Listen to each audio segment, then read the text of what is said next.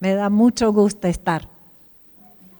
Y como mi primer idioma fue el alemán, ese acento no se va nunca. Como cuando alguien de ustedes viaja a Paraguay y dice allá, dice, sí, viene de Argentina, ¿verdad? Y me da mucho gusto estar aquí con ustedes. Y les quiero hablar de un tema que parece muy conocido. Me hubiera gustado poder repartirles papelitos para que pongan su definición de fe.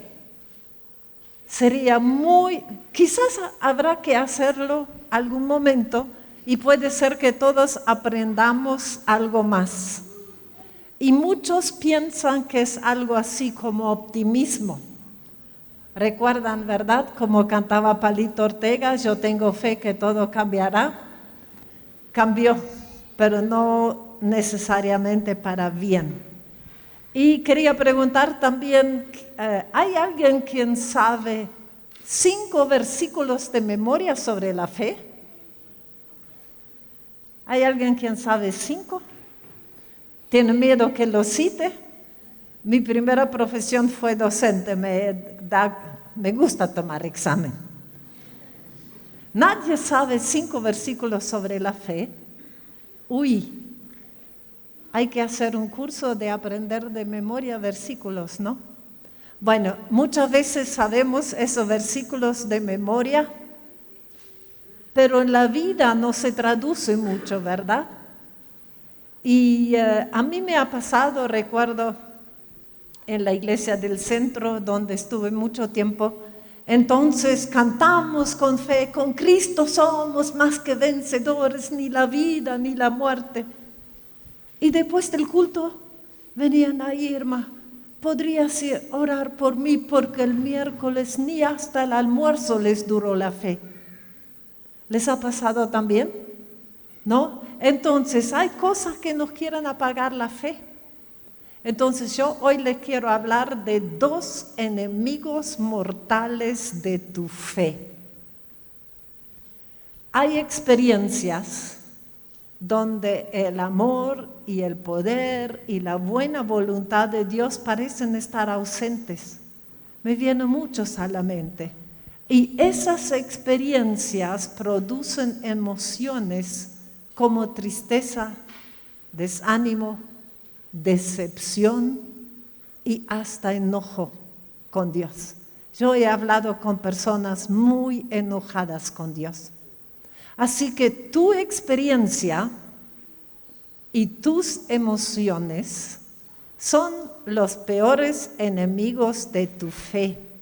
Las experiencias no son malas, facilita las tareas, ¿no? Lo que ya hiciste 50 veces ya te sale solo.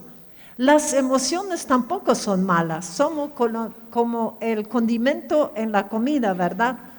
La alegría, la gratitud, la satisfacción, el entusiasmo, eso da color a la vida, pero son malos gobernantes. Cuando las emociones deciden lo que hacemos, hay una expresión muy argentina que es, no tengo ganas. Y dejamos de hacer cosas, ¿verdad? Y cuando Satanás interviene en las emociones, empiezan a mentir y a destruir la vida. Dañan cuando empiezan a decidir lo que pensamos y lo que hacemos. Y les quiero contar algunos ejemplos.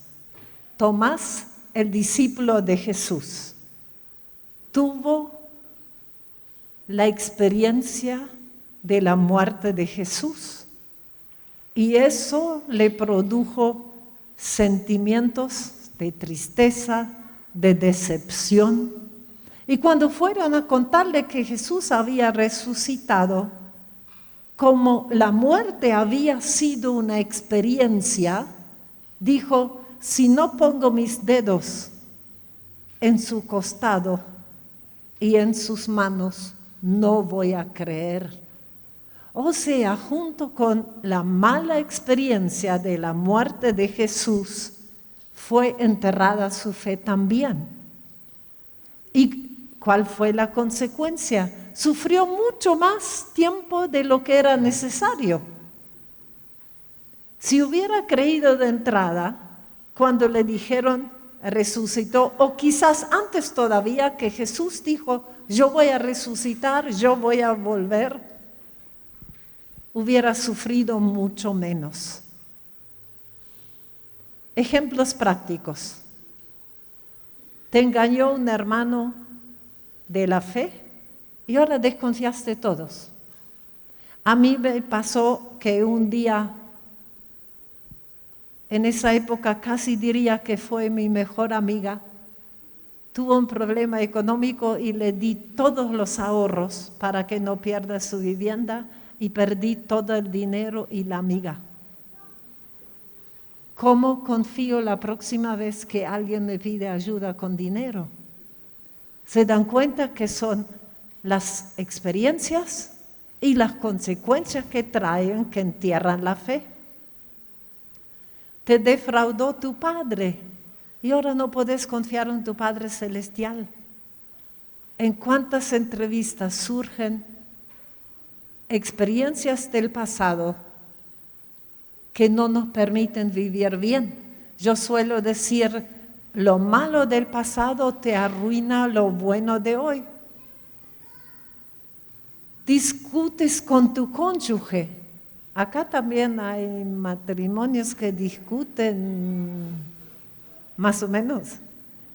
No, jamás, ¿no? Pastor, ¿puede mentir en la iglesia? Yo tengo de las charlas de matrimonio una estadística, cuántas veces por semana discuten y quién comienza, en qué porcentaje, pero esa es para otra invitación. Señor, ayúdanos a no discutir más. Y vuelven a discutir. La experiencia, Dios no escuchó y no me ayudó.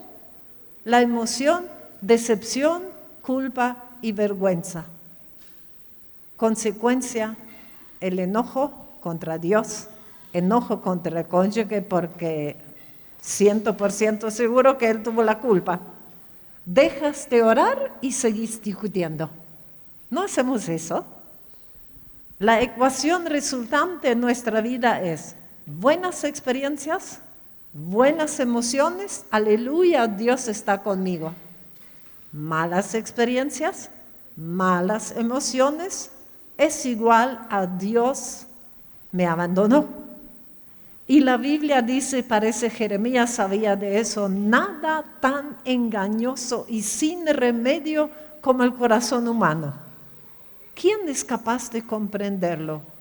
Yo, el Señor, que investigo el corazón y conozco a fondo los sentimientos. De nuevo, cuando Satanás interviene en nuestras experiencias y emociones, ahí dejan de transmitir la verdad, empiezan a mentir sobre Dios, sobre los otros. Así que Dios tiene que tratar con nuestras experiencias. Porque tu experiencia de crisis puede convertirse en un encuentro con Dios, como jamás lo tuviste antes. Y en vez de alejarte de la fe, puede convertirse en una fe indestructible. Así que tengo un segundo título para lo que quiero hablar, no solo 2 enemigos mortales de tu fe, sino aprender a tener fe a pesar de, con versito y todo. Y quiero hablar de Abraham, que muchas veces lo llamamos el padre de la fe, pero en realidad Dios dice que Él lo escogió para instruir a sus hijos para que anden en sus caminos. Eso fue su tarea personal. Dios en realidad empezó la historia también o primero con el padre de Abraham. Dice, siempre decimos que Abraham salió de Ur de Caldea, ¿verdad? Pero escuchen eso, y Taré, el padre de Abraham, tomó a Abraham su hijo, a su nieto Lot, hijo de Harán, y a Sarai su nuera, mujer de su hijo Abraham, y salieron juntos de Ur de los Caldeos en dirección a la tierra de Canaán. Y llegaron hasta Harán y se establecieron o habitaron allí. No sé si tenían tan presente que se ve que primero llamó Dios a Harán y él escuchó y se puso en camino. Pero Harán murió antes que su padre Taré, en la tierra de su nacimiento, en Ur de los Caldeos. Se quedó en mitad de camino, en una ciudad que extrañamente le puso el nombre de su hijo muerto y no avanzó en el camino de su fe. Qué fuerte es eso, ¿verdad? Que el Señor nos enseñe y nos ayude. En Josué 24:2 dice que él y Abraham adoraron otros dioses. Así dice el Señor Dios de Israel: al otro lado del río habitaban antiguamente sus padres, es decir, Taré, el padre de Abraham y de Nacor, y servían a otros dioses. Así que Dios habló a toda una familia, ahí nombran el hermano también. Dios habló de toda una familia para emprender un camino, dejaron sus dioses y empezaron a caminar. Sí, Dios le habló primero a Taré, pero la triste experiencia de perder su hijo lo hizo enojarse con Dios y sentirse decepcionado. Enterró junto con su hijo su fe, puso a una ciudad el nombre y se quedó paralizado en su mala experiencia. Yo creo que a algunos de ustedes ya les vinieron experiencias difíciles y quizás se paralizaron también. Y creo que Dios les da la oportunidad de retomar la historia. Taré había viajado 960 kilómetros de Ur a Harán y faltaban 640 para llegar al destino, más que la mitad. Y se quedó ahí, junto a la tumba de su hijo muerto y de la muerte de sus sueños y del propósito de Dios en su vida. Clamo al Señor que te puedas levantar y que busques el propósito de nuevo y que desentierres tu fe. Quizás no puedes desenterrar un matrimonio que se rompió. Quizás no puedes desenterrar y llamar a vida lo que te puso triste, pero sí puedes desenterrar tu fe y empezar a caminar de nuevo. En Génesis 2:12, 1-3, Dios retoma la historia con la próxima generación.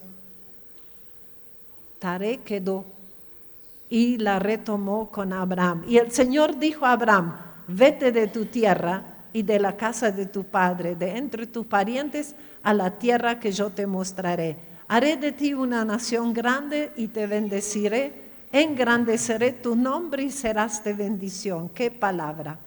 Bendeciré a los que te bendigan y al que te maldiga maldeciré.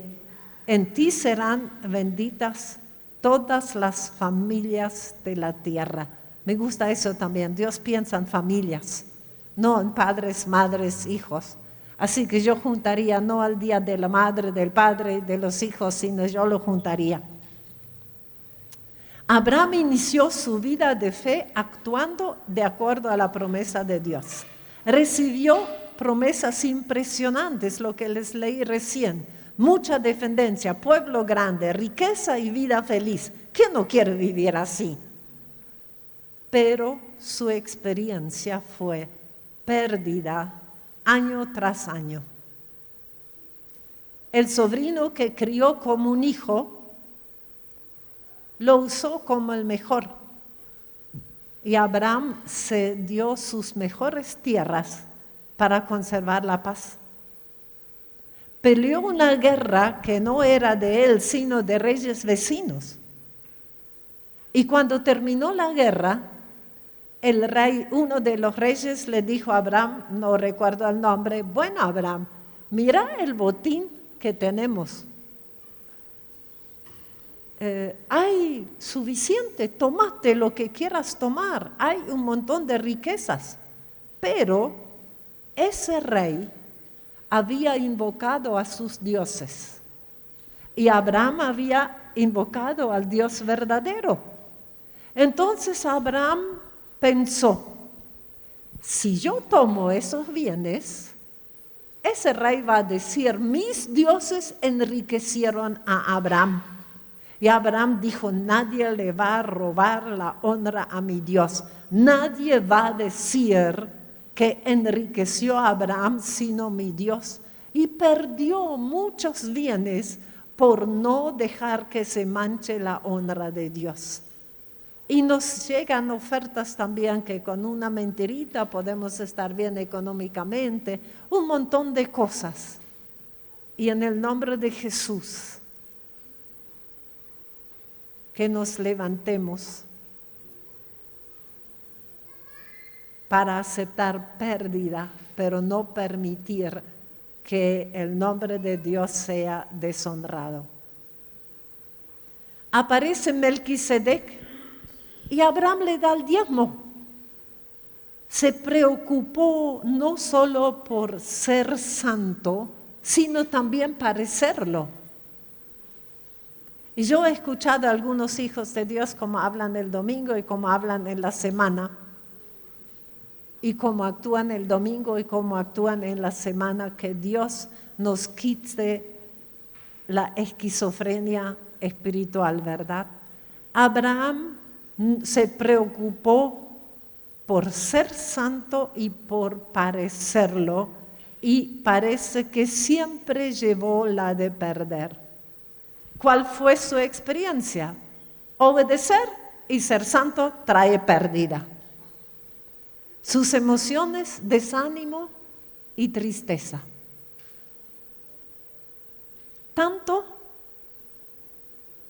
que Dios va a visitarlo personalmente, porque estaba en crisis. ¿Saben? Dios en la Biblia le veo con esa manera de actuar. Cuando alguien está en crisis que no puede más, Dios va a visitarlo. Entonces, bendito y bienvenida sea la crisis, y eso provoca que Dios me visite personalmente. Y Dios lo visita y dice, no tengas miedo de perderlo todo por mí. Yo soy tu premio, tu inmensa recompensa, tu satisfacción. Y Abraham contesta con su experiencia a la promesa de Dios. Señor y Dios, aún sigo sin tener hijos, y el heredero de mis bienes será Eliezer de Damasco. Como no me has dado ningún hijo, reclama a Dios, mi herencia la recibirá uno de mis criados. ¿Y qué paciencia la de Dios? No, ese hombre no ha de ser tu heredero, le contestó el Señor. Tu heredero será tu propio hijo. A Abraham le costó creer. Qué bueno que es el hombre de la fe, o sea, no hay problema que nos cuesta creer, ¿no?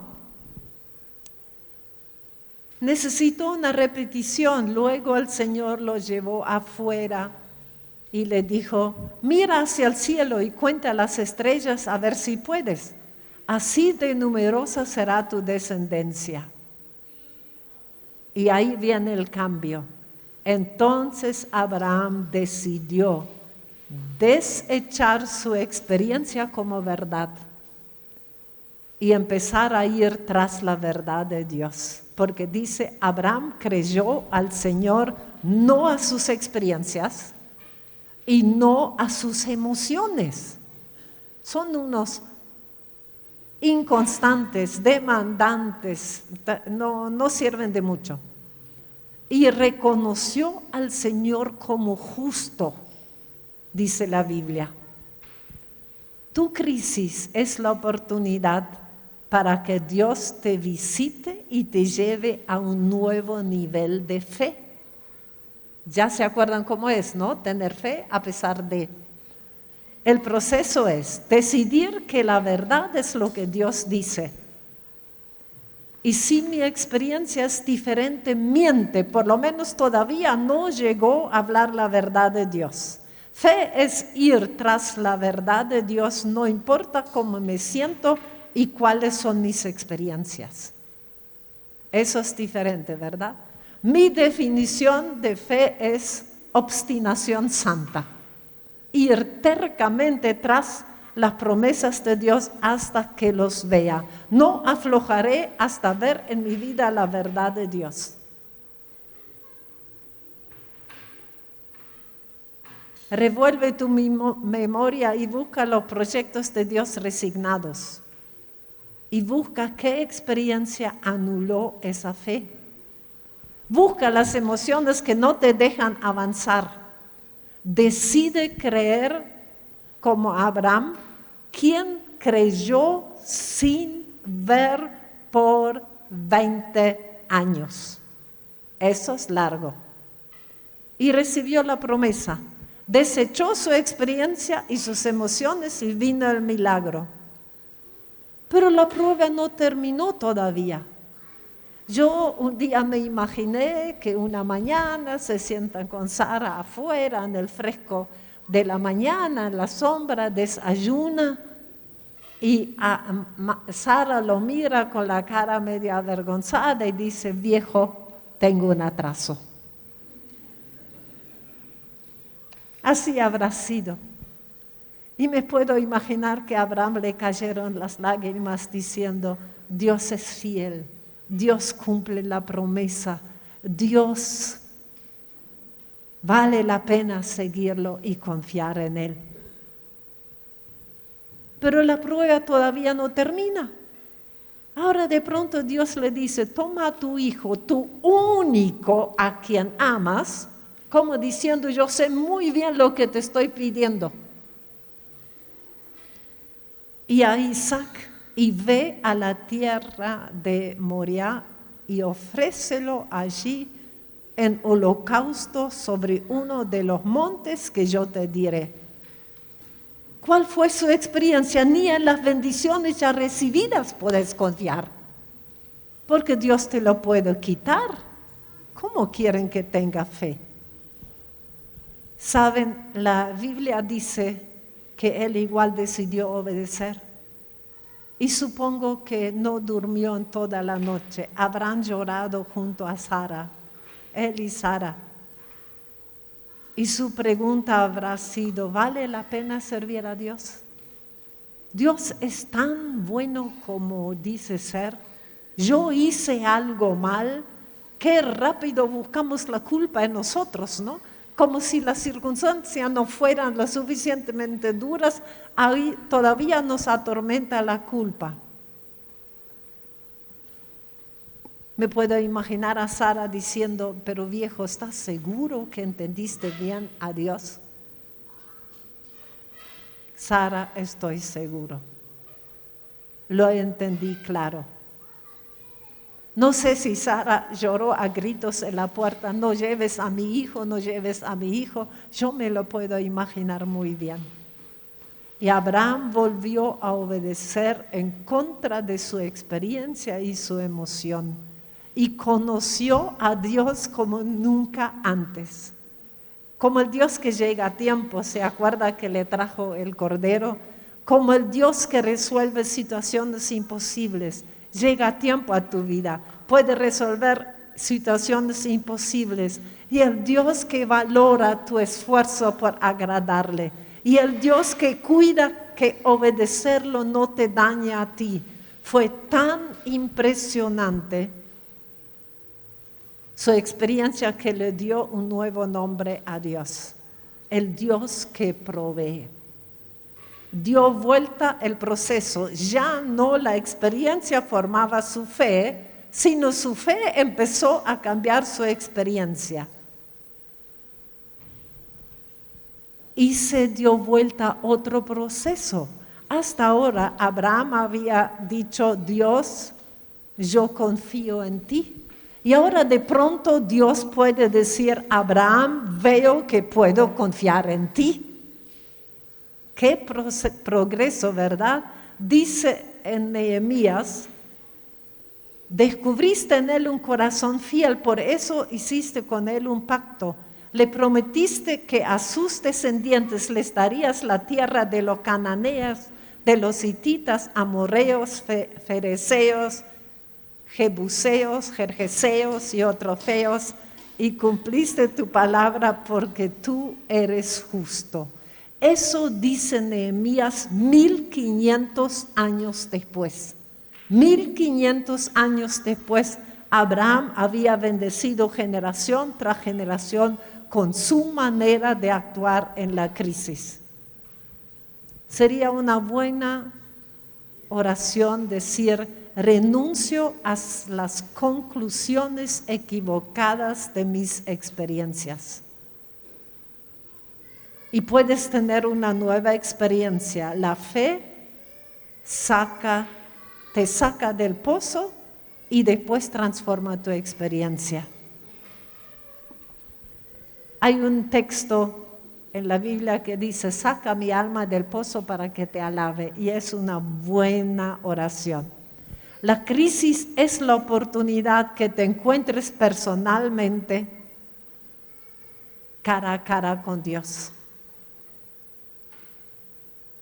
Y vas a ver su grandeza, su poder, su belleza, su ternura, su amor, su misericordia. Vas a conocerlo. Si sacas conclusiones de tus experiencias, yo siempre tuve la impresión que los milagros Dios hacía para otros. Aun cuando oraba por ellos, vivían el milagro. ¿Y el mío dónde estaba? Que Él bendecía a otros, que Él ayudaba a otros, que Él amaba a otros. Y si haces eso, no te va a dejar ver la realidad de Dios y el amor de Dios. Si dejas que Dios empiece a formar tus experiencias, te llevará no solo a las riquezas de Dios, sino a Él mismo. Y te convertirás en una persona con fe, como una casa sobre la roca, que aunque es sacudida, ya no se dobla. Las tormentas se sentirán.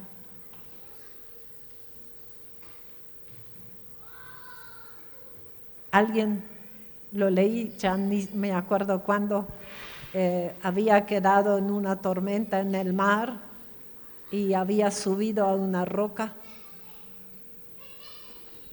Y le preguntaron después si no temblaste. Y él dijo, yo sí, pero la roca no. Tu roca no tiembla. Puedes confiar. Segundo, que luchó con eso fue Job. Justo, bueno, generoso, sabio, temeroso de Dios. No le encontraban falla. Y perdió sus riquezas, sus hijos, su esposa, sus amigos, su salud, todo. Su experiencia ser bueno no te guarda del mal. Sus emociones, desesperado, confundido, enojado. Pero también él recibió la visita de Dios en medio de su crisis. Es la costumbre de Dios. Y si, de nuevo lo quiero decir, si mi crisis es un motivo para que Dios me visite personalmente, bienvenida sea la crisis. Sus emociones muy confundidas. Yo un día me tomé el trabajo de poner en 2 columnas todo lo que Job dijo sobre Dios y lo que sus amigos dicen sobre Dios, con bellas palabras, poéticos. Si comparas eso y lo mostras a alguien y dice, ¿quién de los dos es mejor cristiano? Job pierde como en la guerra. Sin embargo, Dios dice, ustedes no hablaron la verdad de mí como mi siervo Job. Y Job mismo dice algo que me ha ayudado mucho. Él dice a sus amigos, esos buenos amigos que te juzgan en tu crisis y tienen la respuesta por qué te pasa tanto mal. Dice Job, yo quisiera que me juzgue Dios y no ustedes, porque Dios tendría en cuenta que esas palabras vienen de un corazón angustiado. Job dice, Dios sabe que es la expresión de mi crisis, no lo que recibo realmente de Dios, pienso realmente de Dios. Y al final, cuando Dios lo visita, dice, de oídas había oído hablar de ti, pero ahora te veo con mis propios ojos. Por lo tanto, me retracto de lo que he dicho y me arrepiento en polvo y ceniza. También Job vio que su experiencia le había hablado mentiras sobre Dios. Era real, era durísimo, pero hablaba la verdad de Satanás y no la verdad de Dios. Y se levantó de la crisis antes que termine la crisis. Dijo eso cuando todavía estaba solo, enfermo y pobre. Todavía estaba sentado en las cenizas rascándose con un pedazo de vidrio cubierto de pus maloliente. Salió de la crisis antes que termine la crisis. Te bendigo con esa fe que dice, te veo cuando exteriormente todavía nada pasó. Colirio, como dice en Apocalipsis, para nuestra visión espiritual para poder verlo. Y recuperó todo. Llamó a una de sus hijas pomito de maquillaje y esas cosas. Y eran las más bellas cada padre piensa que sus hijas son las más bellas del mundo, pero esa es otra historia. Jacob, que había hecho muchas cosas malas, pero había conservado su oído para entender a Dios. Cuando Dios le hablaba, él entendió. Y estaba con toda su familia, porque Dios dice, regresa. Y estaba de un lado del río, él con sus esposas, sus hijos, todos sus bienes, y del otro lado, su hermano Esaú, a quien le había robado la primogenitura. Todos conocen la historia, ¿verdad? Y Esaú había dicho, no voy a cansar hasta matar a mi hermano. Y ahora venían frente a frente. No durmió toda la noche del miedo. Se pasó batallando, buscando la bendición de Dios y salvar su vida.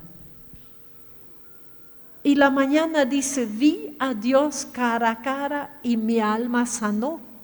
Y lo decía cuando Esaú todavía estaba amenazando y cuando nada se había resuelto. Miren, cuando yo empecé a mirar las historias y ver que ellos se levantaban de la crisis antes de la crisis, tengo unas cuantas que ya estoy decidiendo con fuerza mientras estoy con ustedes de levantarme. Jacob llamó a ese lugar Peniel, significa rostro de Dios. Porque dijo, he visto a Dios cara a cara y mi alma sanó. No, Esaú se volvió bueno, no el peligro pasó, sino mi alma sanó. ¿Sabes que tu crisis se puede llamar rostro de Dios? ¿Sabes que la inflación que hace que otra vez no alcanza el dinero se puede llamar rostro de Dios? ¿Sabe que la enfermedad se puede llamar rostro de Dios? Vamos al Nuevo Testamento. Pedrito, estaba en la cárcel por buen cristiano. ¿Sabían que en el mundo cada 5 minutos un cristiano es matado por su fe? De gente que trata de ayudar a sus hermanos en muchos países, conozco historias horrendas. Y él estaba en la cárcel por buen cristiano, por dar testimonio de fe por todos lados, por ayudar y sanar gente, por cambiar la calidad de vida de su ciudad. Y ahí estaba, con tristeza y resignación. Su experiencia metió en la cárcel a su fe. La fe de Pedro y la fe de la iglesia. Pedro demoró cuando Dios le mandó un ángel, casi lo tenía que sacudir y llevarlo a la fuerza. Dice, levántate, que el Señor te va a sacar. Y él como que no reaccionaba. Y en la iglesia estaban orando, Señor, tú eres todopoderoso. Tu palabra dice que abras puertas de cárceles. Señor, necesitamos a Pedro. ¿Quién nos va a guiar? Señor, tú prometiste, Señor. Y estaba Pedro en la puerta. Es un espíritu, dice Rode. Y decían, Rode está loco. Rode miente, es un fantasma. Le era más fácil creer en la aparición de un espíritu, de un demonio, que creer que Dios había dicho lo que dijo, que podía resucitar muertes y abrir puertas de cárceles.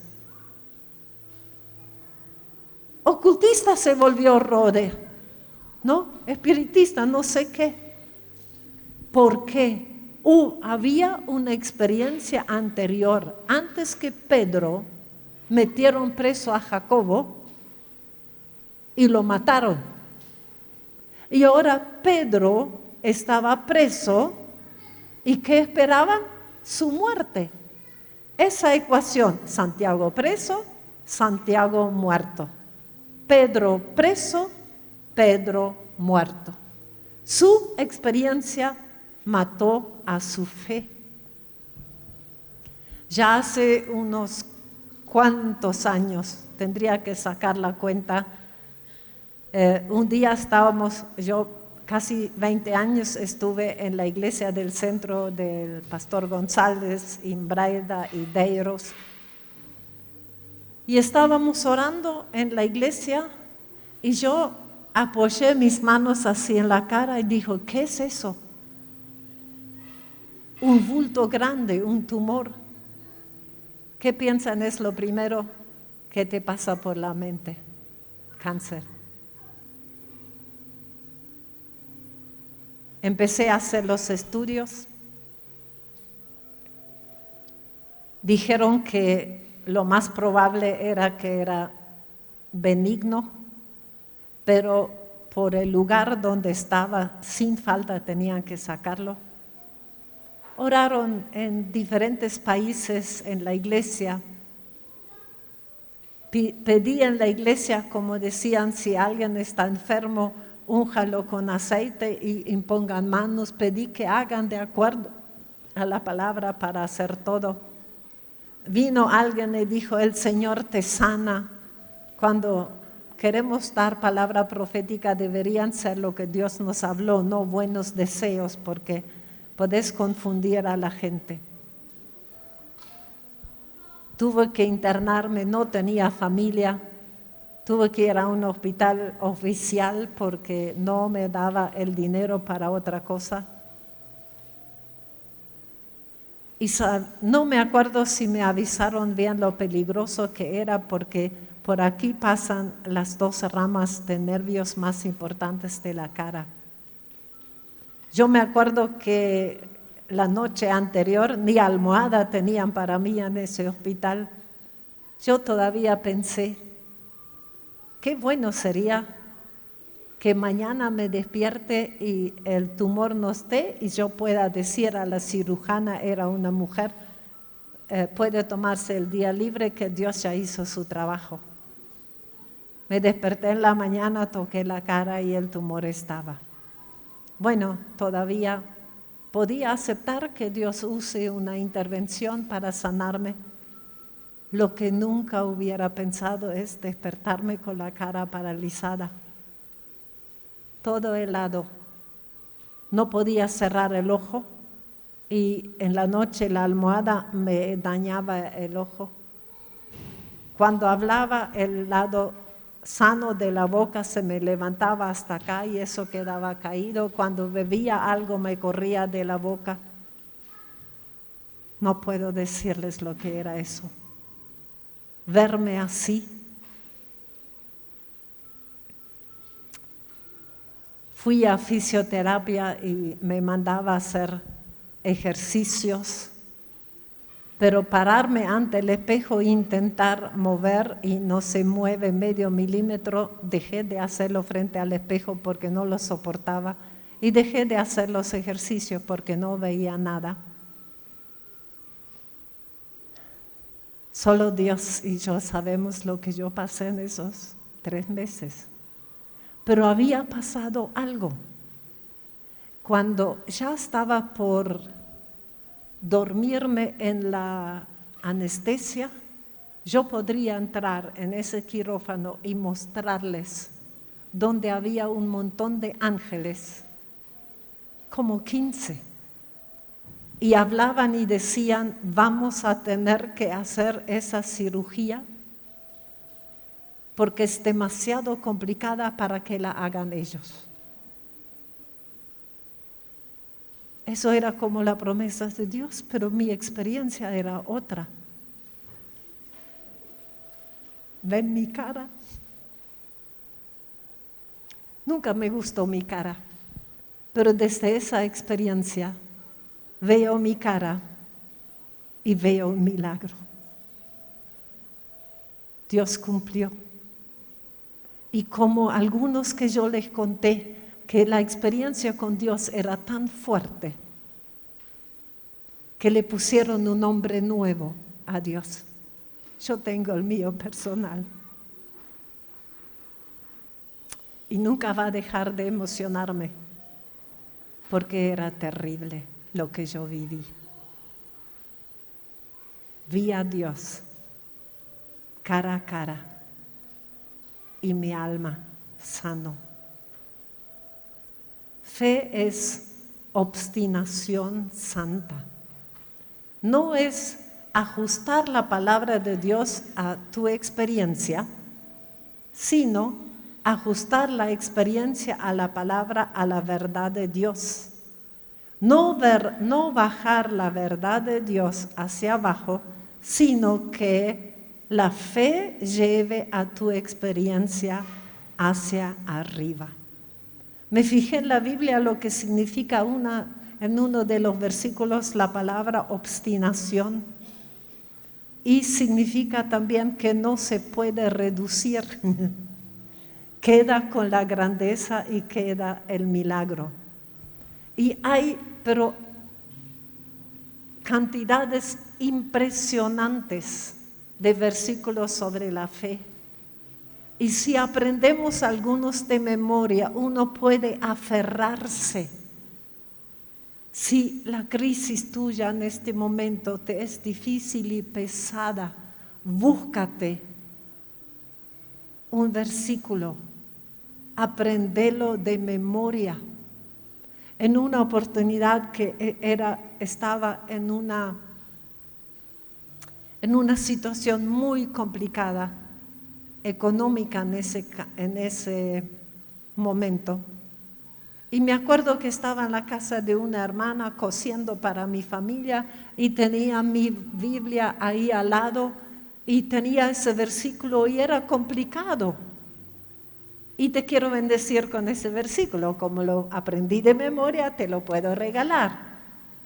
y será aquel varón que es Cristo, como escondedero contra el viento y como refugio contra el turbión. El viento es más débil que el turbión, por eso es un escondedero, y cuando el viento es más fuerte, el refugio te protege más, como arroyos de aguas en tierra de sequedad. Las dos palabras en plural, no arroyo de agua, arroyos de aguas. A Dios le sobra para ayudarla. Y como sombra de gran peñasco en tierra calurosa. No una sombrita para que no te mueras de calor. Y demoré no sé cuánto tiempo hasta dejar de trabarme con todos esos términos.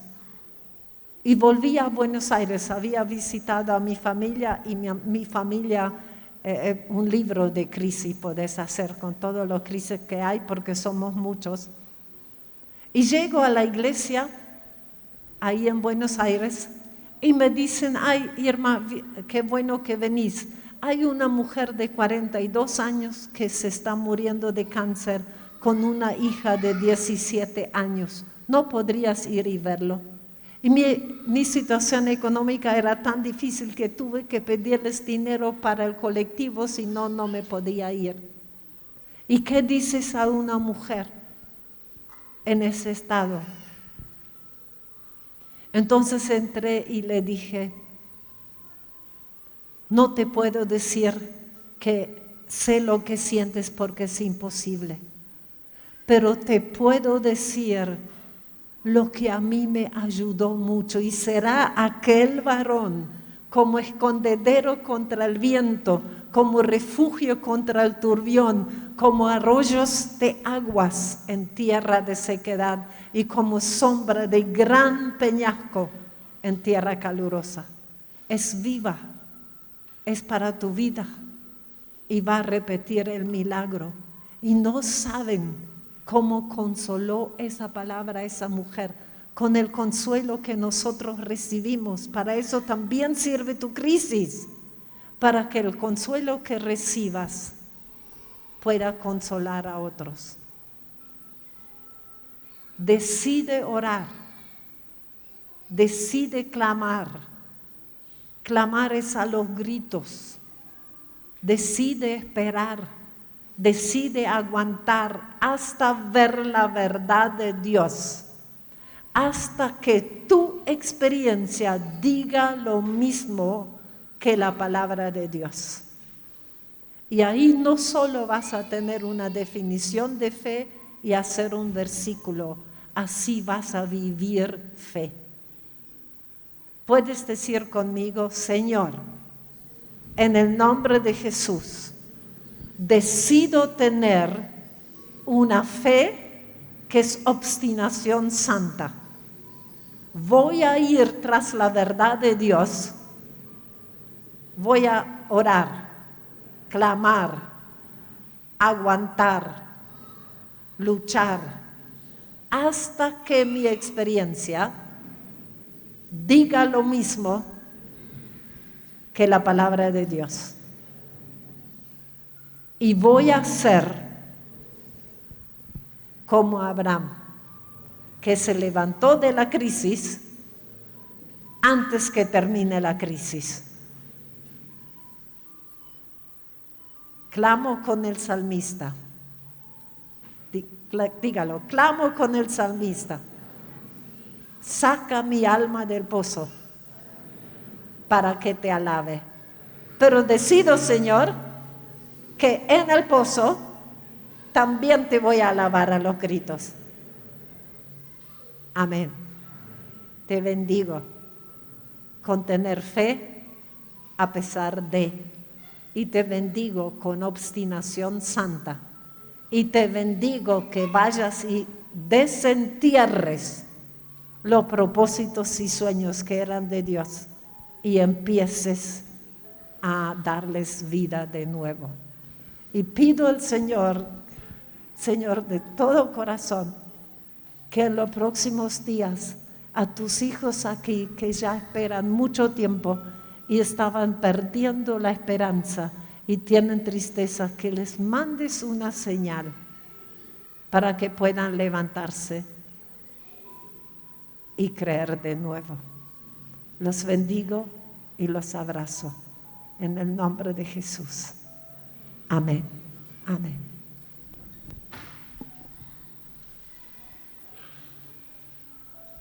Amén. Si crees esta palabra y la has recibido, dale un aplauso al Señor.